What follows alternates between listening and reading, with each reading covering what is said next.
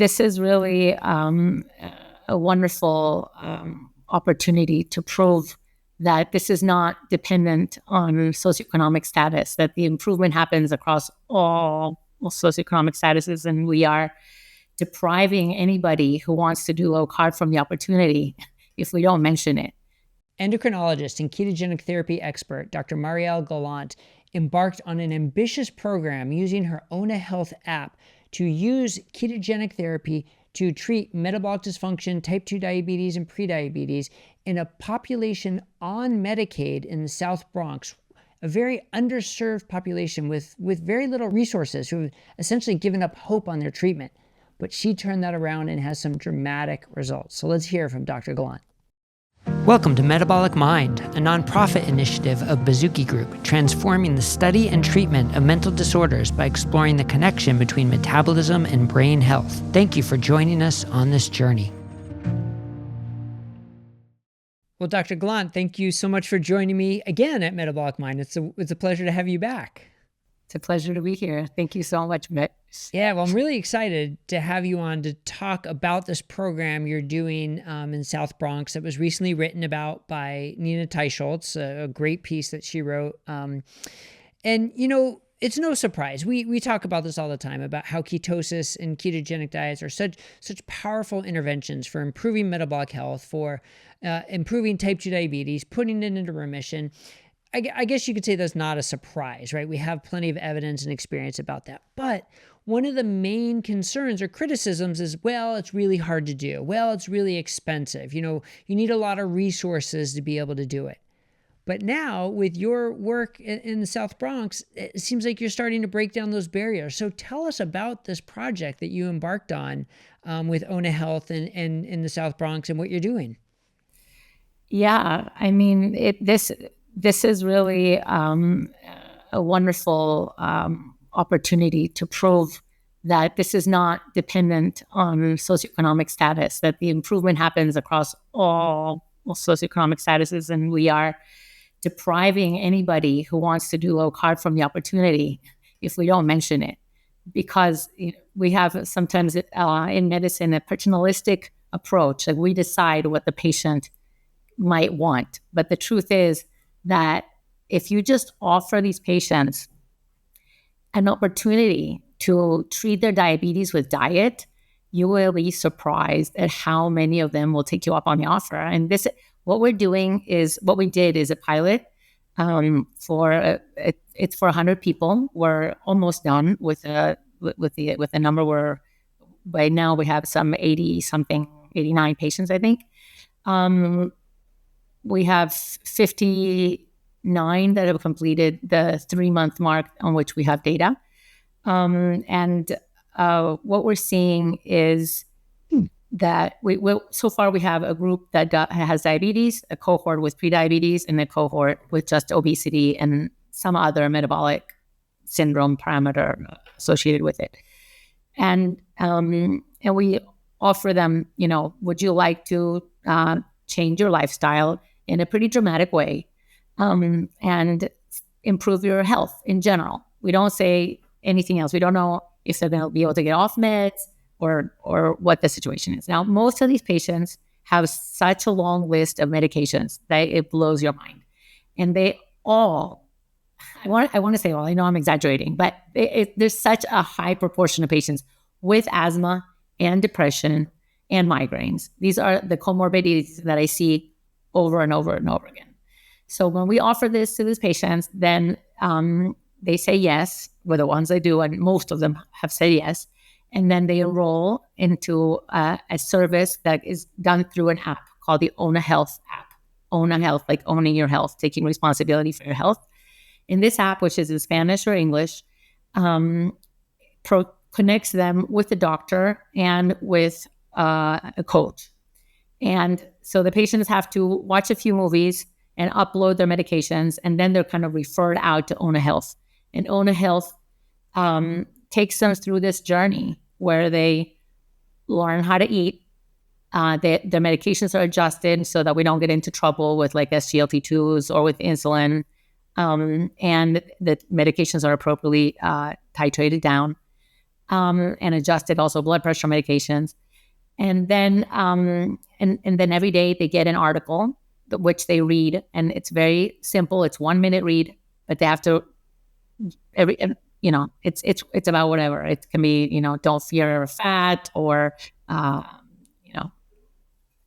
whatever. What all of the topics that we talk about here. all the am I going to die from eating all of that meat? And then they just chat with the coach. After they have an initial meeting with the coach teaches them what to do, and then from there it's just a journey together. And both the coach and the doctor are on the app. And the doctor is involved as needed, but the coach is really the big cheerleader and the big educator. And so it's just a journey. And what has shocked all of us has been the incredible amount of difficulties that these patients have been dealing with.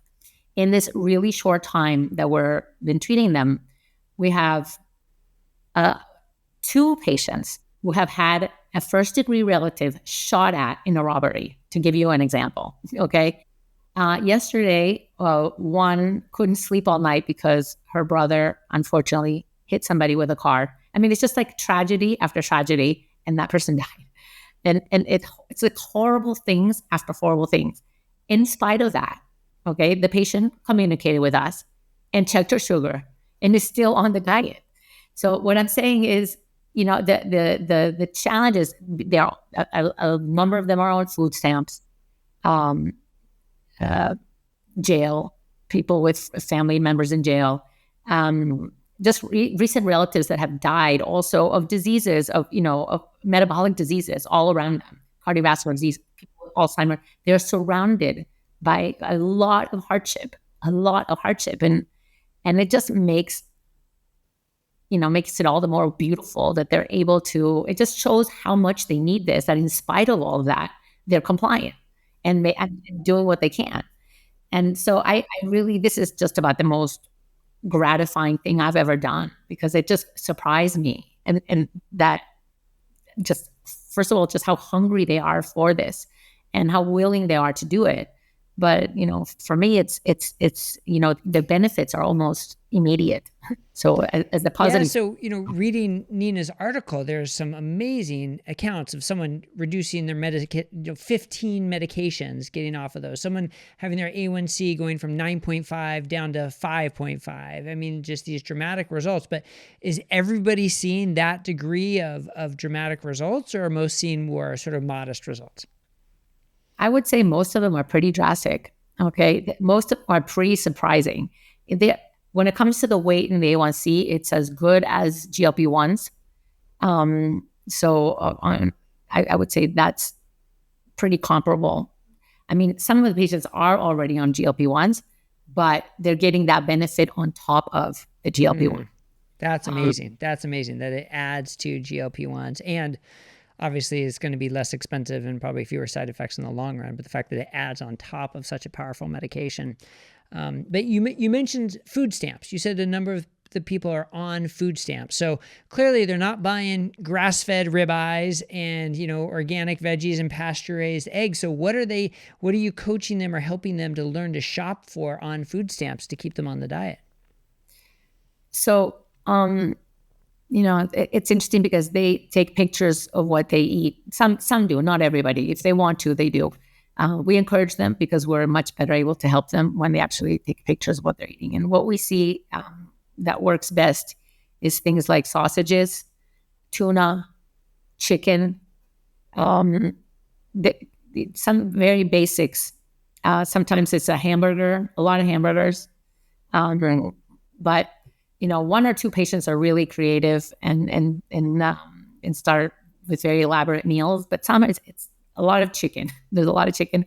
But what we notice is that 2 eggs with bacon, that's for everybody, right? 2 eggs with butter and bacon. That's something that's affordable in the big picture, and you can really get so much out of an egg. And I think that's like a superfood for the price. It's like the biggest bang for your buck. So eggs are a big part of it. So why do you think it is that so many people feel that keto is expensive and hard to do, and yet what you're seeing in this population is completely different? What's the difference? I mean, clearly we would rather, have it to be the best quality meat, et cetera. I think one of the things we understand is that even when it's not the best quality, as long as it is an animal protein, we're seeing the benefits. Why? I think it's just a stereotype that, we know that meat, any animal protein is expensive, right? So it's not hard to believe that it would be very difficult for this population. But one of the things is that they spend a lot of money on junk food, so much money. And because junk food makes you're always having to go eat, to buy more and more and more. You're never satisfied.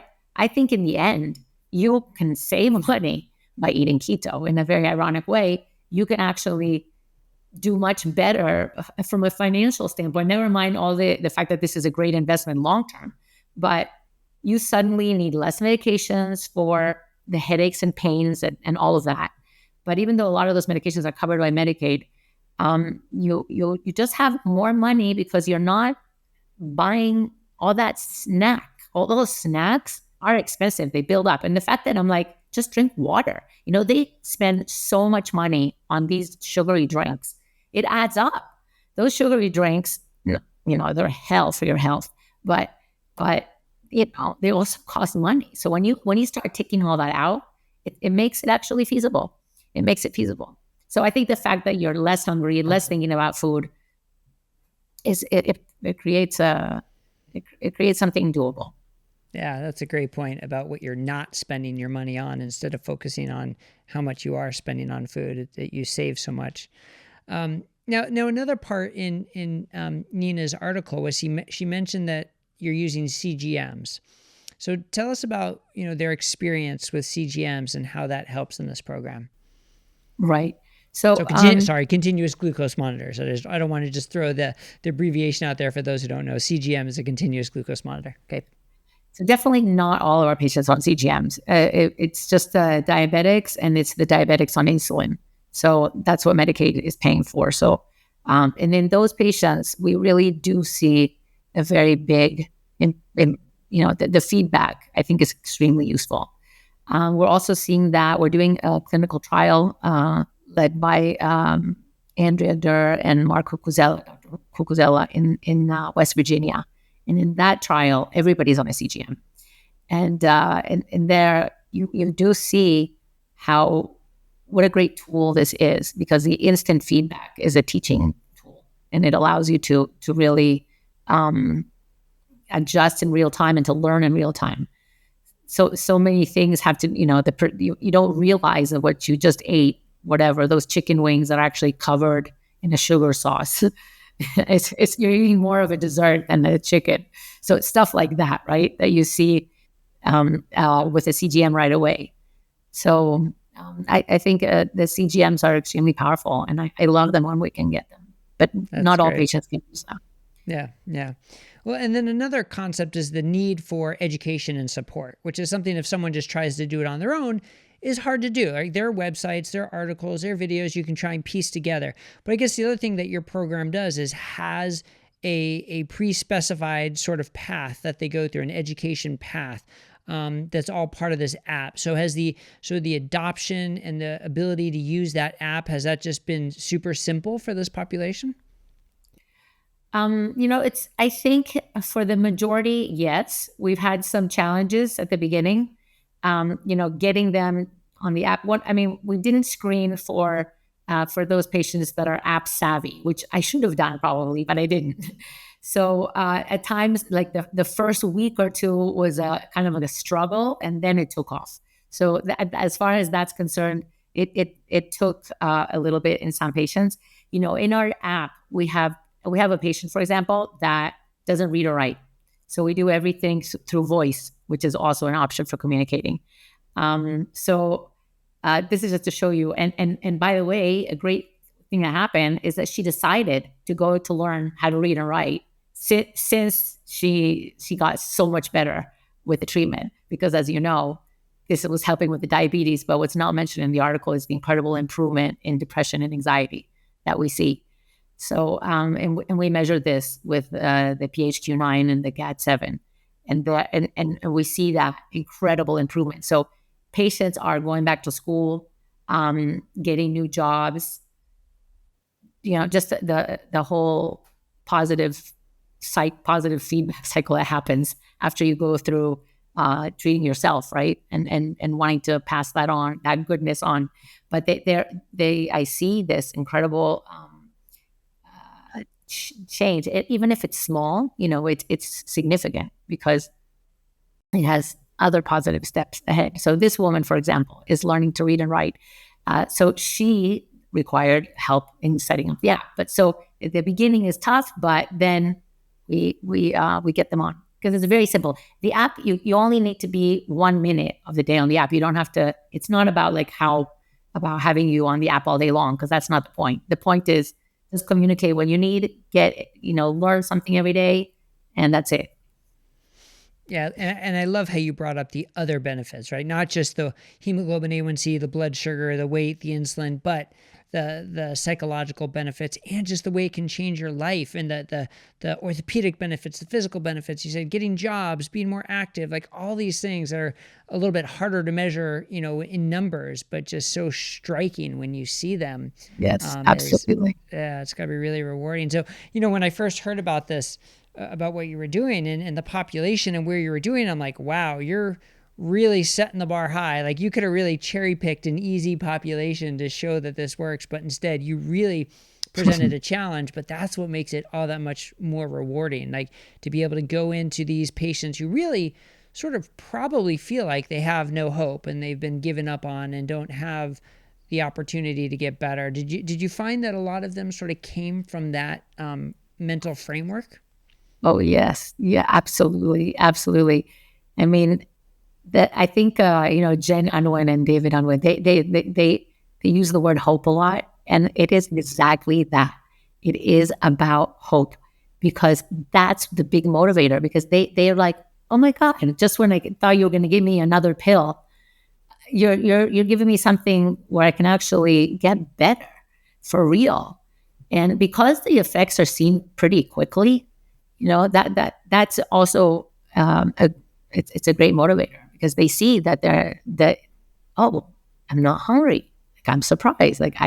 So this is definitely the fact that they are despondent. They are at their wits' end with the whole system.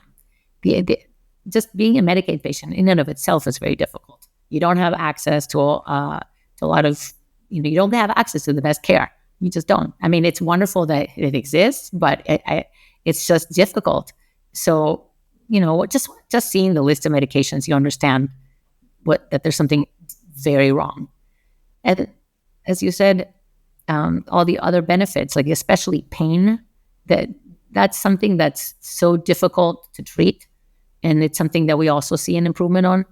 The fact that they stop using the pumps for asthma, the fact that their migraines go away. These are big wins. These are big wins. Yeah. And you wonder what's it going to take for Medicare, Medicaid, insurances to cover this, because where do we want to spend our money for more medications that address, symptoms, and one at a time, so you need multiple medications, or an intervention that can help you get rid of those medications, address a whole myriad of the root causes, reverse conditions. I mean, obviously I'm biased, so when I phrase the question like that, it's an obvious leading answer, but do you think this could be the start of insurance companies and the government sort of perking up their ears and saying, wow, maybe this is the way we should go and start funding it? Or is that just a pipe dream? Well, I hope it's not a dream, because that's what I'm dedicating my life to right now. I mean, we need to make this available to people, period, right? And we need to change the incentives are so misaligned in the American health system that this has got to change. And, yes, we're just tiny little, chisel again, trying to work on this, but I am hopeful, and I am, we're making good connections and good steps to actually, get them one day to Medicaid to pay attention to this. That's really the end goal. Yeah. And I love how you're out there collecting data, and you're doing the study with Dr. Cucuzella, and you're doing this trial, and you published the what is it, the audit of your practice in Israel, and you're being really proactive about getting the data out there to say, look, this is what's happening. And the more that happens, the harder it becomes to ignore. So I appreciate all you're doing and how you're really taking this head on and really making a difference in people's lives. And that's what it comes down to. So that's awesome. So thank you. Well, we all try, right? Where everybody's coming together. I think there's so many people working on this, and we're growing, right, as a community. More and more people are starting to see this and contributing to this, and so it's exciting. So if people want to, learn more about OwnaHealth and about the work you're doing, where would you suggest they start to look? Well, good question. I guess they can go to OwnaHealth. There you can find out about what the process is like. They can look me up and they'll find articles, interviews. I have a website, Glandt, CO. And so just go to OwnaHealth. That's the easiest. Okay. Yes. Great. And Great. Well, thank you so much for joining me today. I appreciate it. Thank you. Thank you so much.